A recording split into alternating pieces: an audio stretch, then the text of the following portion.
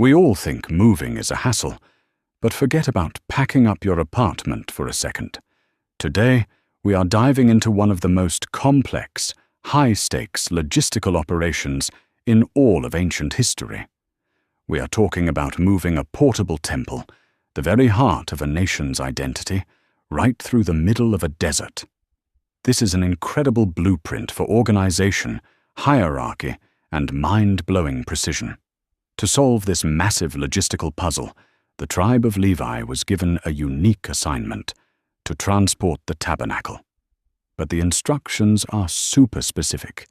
Only men in their prime, between the ages of 30 and 50, were allowed to handle the physical transportation. It wasn't a job for a teenager, and it wasn't a job for an old man. Critical missions require the intersection of peak physical strength and mental maturity. Experience is an absolute prerequisite for handling a community's core identity. This was anything but a disorganized free-for-all. The operation featured a rigid, top-down chain of command. Instructions flowed from the very top, through Moses and his brother Aaron, to the priests, who then directed the 3 specialized Levite clans. Every single person knew exactly who they answered to. Absolute clarity in reporting lines eliminates fatal ambiguity during high-stakes transitions. A massive operation will instantly fail if team members are confused about who directs their specific workflow. Let's meet the first team, the Kohathites. Think of these guys as the special forces of the operation. They were tasked with handling the most valuable, sensitive, and sacred items like the Ark of the Covenant. But crucially, they only transported these objects after the priests had gone in first to carefully wrap them. The most valuable, sensitive assets must be handled by highly specialized teams who are completely isolated from the general chaos and heavy lifting of the broader transition. This is where the level of detail gets wild. The packing instructions for the Ark involved a whole 3-layer system: the sacred inner curtain, a protective layer of tough goatskin leather, and a solid blue cloth over the whole thing. The altar of sacrifice received a distinct purple cloth, making the process practically color-coded. True reverence requires protective layers. You must build strict, systemic barriers to shield your organization's most sacred core from casual, accidental exposure. Every little detail was designed for reverence, because the stakes could not have been higher.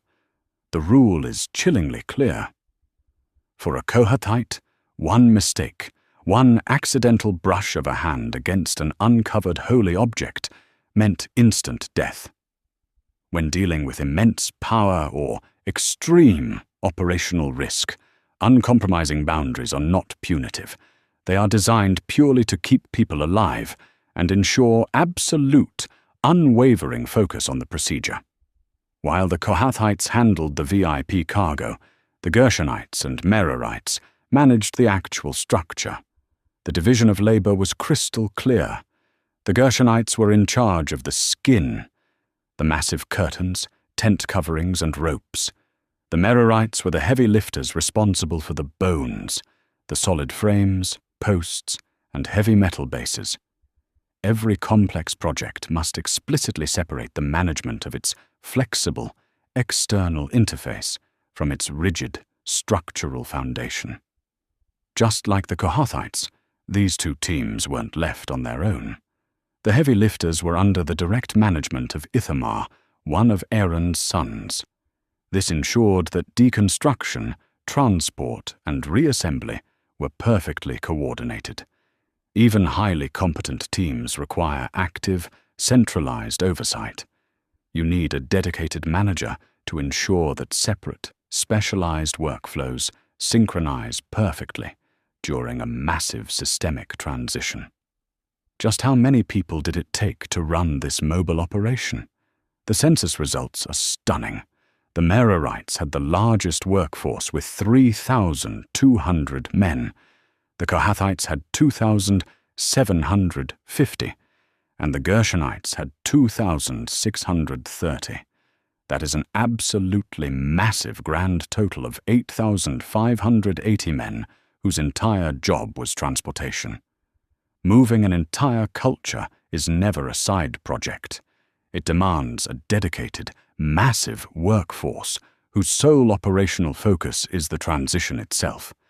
This incredibly detailed logistical plan from thousands of years ago is a profound lesson in organization. Every procedure showed ultimate respect, and strict systems created safety in an environment where one mistake was fatal. This leaves us with two important questions to think about today. In a world that often feels chaotic, what specific layers of protection do you use to shield the most sacred parts of your own life or organization? And what could your team actually build if every single person had the exact same level of role clarity and absolute commitment? Take a moment, breath, and let them sink in.